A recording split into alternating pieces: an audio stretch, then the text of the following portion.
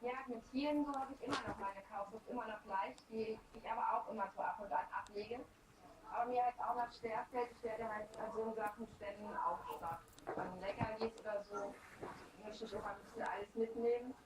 Aber da habe ich mich noch unter Kontrolle, weil ich weiß, mehr als 20 €, dann nehme ich auch meine Karte nicht mit, sondern nur das passende Geld und das war's. Dass ich auch wirklich nicht mehr ausgeben kann, als ich gerade ein Portemonnaie habe. Ja, es sieht ja nicht aus, aber wie teuer ist es denn? Moment. 18,90.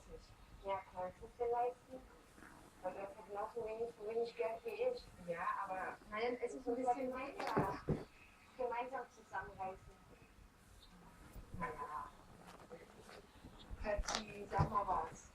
Gefällt dir das? Sie will das doch auch haben. Sie friert doch.